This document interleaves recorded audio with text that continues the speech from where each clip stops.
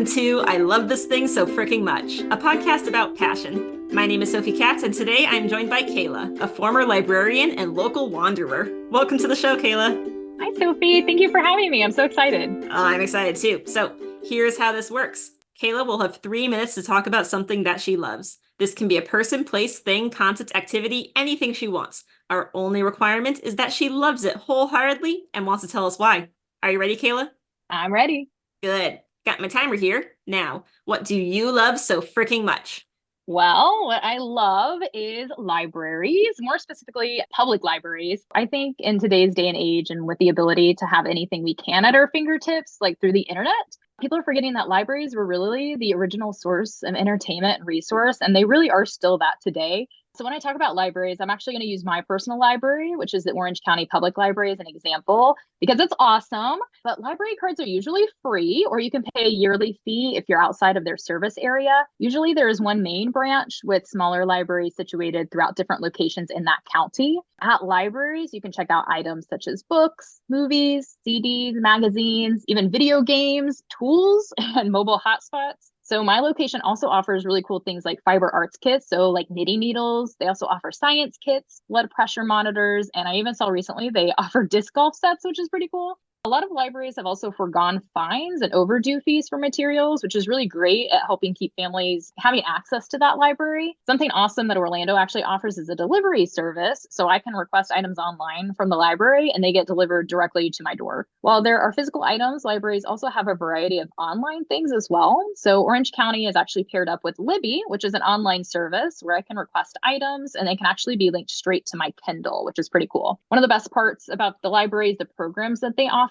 which appeals to a variety of age groups and interests. There are classes such as art, writing, foreign language, and programs such as kids' story times, movie nights, holiday celebrations, and speaker series. One of my favorite programs in Orlando, which is why I wanted to be introduced, is their Local Wanderer program, which is sponsored by local businesses as a way to get the community out and exploring for completely free. So far, I've actually managed to request tickets and passes for different shows, museums, and historical locations that add up to over $1,000 just because I'm a patron at the library and I'm always looking at their website for new offerings. So these things are really great, but arguably one of the best things that I love about libraries is that they're actually a community gathering space with so many different resources. Orange County has maker spaces like simulators, study rooms, studios and production equipment, and even more that the community can use for free or for a small fee, depending on the space. They offer free accesses to online classes, job search functions, language learning, and even more, which is really helpful to those especially looking to further their education. Being open to the public also means that libraries are often a safe space for the entire community, whether that be the unhoused or low-income patrons looking for shelter, or even LGBTQIA kids and community members who are trying to explore their identity safely. Overall, education and providing resources have been a big part for me personally and professionally. I'm always trying to advocate for places such as libraries because they can help a community thrive. Best of all, almost everything is completely free. It's really rare nowadays to have something that costs nothing. And since patrons technically fund public libraries, Go ahead and finish your thought. I'm really passionate about making sure that they're used efficiently and taken care of because we're so lucky that they exist. That's wonderful. Thank you for telling us about libraries today. Of course. So, how did your passion for libraries begin? Oh my gosh. Whenever I was young, I was a big reader. So my mom used to take me to the public library and we would check out books when I was really young. And then whenever I was in school, I loved the library at our middle school and our high school. The librarians there were some of my favorite people. So I was always big into reading. And then it just kind of transitioned as I got older. I kind of wanted to go to school for library science. And so I ended up becoming a librarian anyway. So it worked out. So did you in the end get that degree in library science?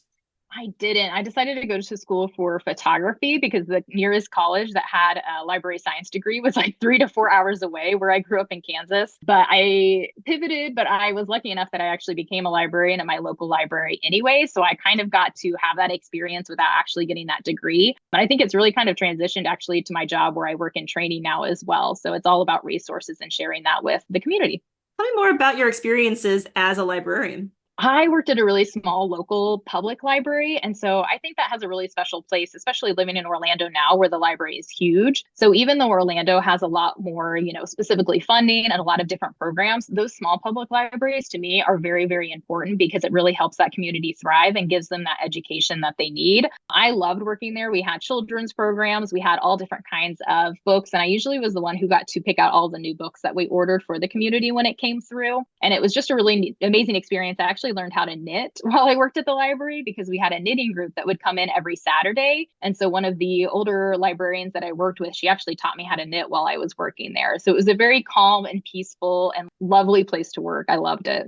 You've mentioned a lot of different resources available at a library besides, strictly books and media. Like you mentioned that you can check out, knitting kits. Like what's something that perhaps surprised you the most that is possible to get at a library? I mean, whenever I was younger, when I was working at the public library, I think I didn't realize for a long time that you could get video games from specific libraries, which was like a big thing because my brother and I grew up playing video games and we loved those. But it was also like video games are so expensive. And so being able to order those and like get to play them for 2 weeks to see, number one, if we even liked them, to like that we wanted to buy them, or like even to finish the game. Like if it was there in the summer, we would be able to finish an entire video game. I think that's a super cool option. But then like some libraries actually offer, I think it's the tools or the kitchen supplies. So like some places have baking pans or like gardening tools. And it's just like you would never think that a library would have those kinds of things. But it's also like that's a resource that the community does need. Like some of that stuff's really expensive. You're not going to use a certain baking pan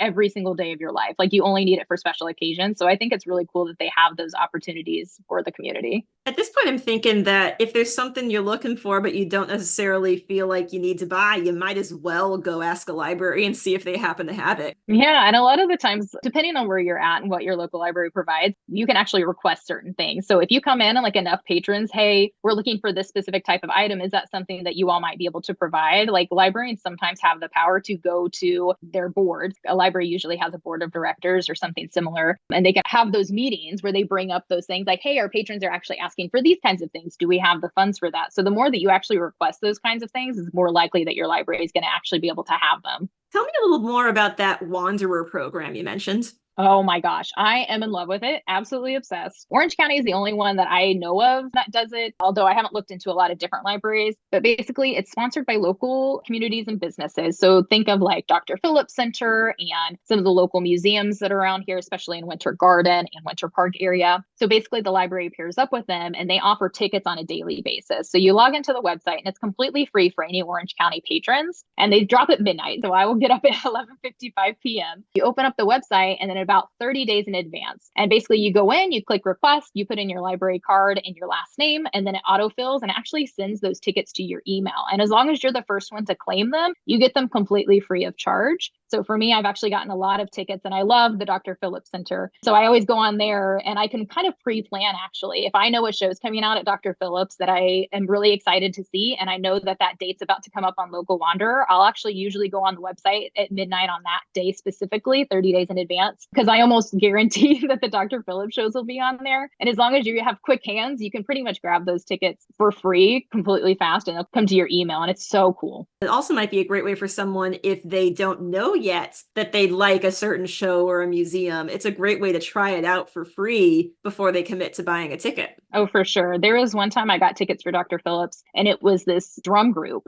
And I think they were from Japan. I had no idea what this group was. And I invited one of my friends to come with me. I said, I'm always willing to try new things, especially like dipping into different types of culture and like, what are they bringing to Orlando? And it was an amazing show. I absolutely loved it. But there's a lot of museums and historical sites on there too. And so you're able to go out and like really learn about the community or about different cultures. And it's a great way to kind of just expand your knowledge and expand your knowledge of the community as well. So that way you can actually go out and tell friends like, hey, I went to this place. It was super cool. You can also get tickets through the library as well for free. Or if you want to, you can actually just go and pay for yourself.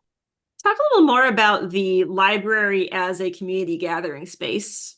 I think for number one, you can like rent spaces, which is really nice. I've looked at spaces where you can actually rent them for parties, which is really great because sometimes it's kind of expensive. I'm actually in a couple of weddings coming up and trying to find spaces for those kinds of activities is really difficult. So having those spaces is really important. And then I think just having a lot of those free like simulators or maker spaces Orange County has a sewing room. So you can actually sign up and use the sewing room to make your own clothes, particularly more for those areas that are downtown that are within walking distance. But even those small other public libraries, it's a space for people to come that's a safe space and for you to go and do homework. Like if you need to get out of your house, I'm kind of one of those people where I don't know if you've ever heard about these third spaces, right? Between work and home, you have those two spaces where you're collaborating, but there's not like a ton of community spaces anymore. Like there's bars, there's certain places that people like to go out, but it's not necessarily like a third space that we used to have. And I really think that libraries can fill that space because it gives you a lot of opportunity to meet with the community, whether there's events happening that everybody can go to, or whether it's just especially for like our low income families who might not have a place that they can go that doesn't cost money, right? So a lot of places, like if you go to a coffee shop, you feel bad if you're kind of sitting there and you're not paying money for anything. Mm-hmm. You know, you go to a library, you can watch movies and you can sit down and read the books. The whole point is like they want you to come in there and use those resources and you're not expected to pay for them.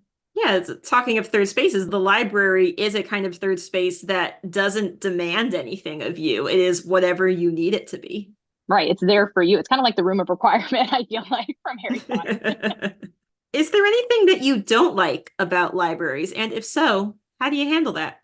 I don't think there's anything like I inherently dislike about libraries. I think in this day and age, it's kind of hard, especially with certain laws, like what is allowed to be in a library. Like, and that can be a really touchy subject. You know, a library is supposed to be a resource for anybody and everybody. In my opinion, you should be able to get any information that you need to out of libraries. But I think there is some issue sometimes with the fact that libraries aren't allowed to have certain things based on, you know, politics or religion or things like that. And I think that can come into play. And it's not necessarily the library fault. Sometimes it is just based on the location of that library. And just because you're a librarian doesn't necessarily mean that you're like super inclusive or welcoming to people. While we would love that to be true of all librarians, that's not necessarily true. But I don't find that that's too big of an issue from what I have seen. I have always felt really safe and felt like libraries, especially in my location, are very inclusive. But I think that could be an issue and sometimes hard to work around.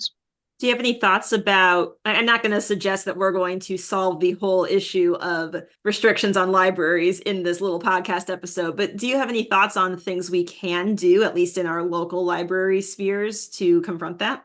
I think it's mostly about patrons voicing their opinions, right? Because a library is locally funded. So technically, like our tax dollars are the ones that are going to fund those libraries. So just making sure that you're speaking up, you're reaching out, you're writing to your government officials, going to those libraries. Like if they take away something that was really important to you, making sure that they're aware of it, maybe even going to ask if you can speak at the board of directors. A lot of the times they'll have meetings, kind of like community or county meetings that they'll hold once a month. I know at our public library back in Kansas, patrons were actually allowed to come and speak if they wanted to, if they had an issue with something or if they wanted to ask a question or whatever it was. I think just making your voice heard is probably the best option because then it's telling the board of directors or the government funding it saying, hey, our patrons really enjoy or they care about these features or these options or these books or whatever it is, and they are wanting them to come back because in the end, really, it's us that are the ones that are funding it and we're the ones who are using it. It's our resource, right? And so making our voices heard because this is a space for us. Kayla, thank you so much for telling us about something you love today. Thank you so much for having me, Sophie. I had so much fun. And thank you, our listeners, for tuning in today. If you would like to learn more about libraries, Kayla suggests that you check out your local library websites. And if you have something you love so freaking much you want to tell me all about it, consider this your invitation to join the show. I Love This Thing So Freaking Much is a production of Through the Window Media. This episode was directed and edited by Sophie A. Katz. You can find us at Through the Window on Twitter, Facebook, Instagram, or Tumblr. That is THROU the window at all those social media sites. Be good to yourself, be kind to each other, and you'll hear from us again soon.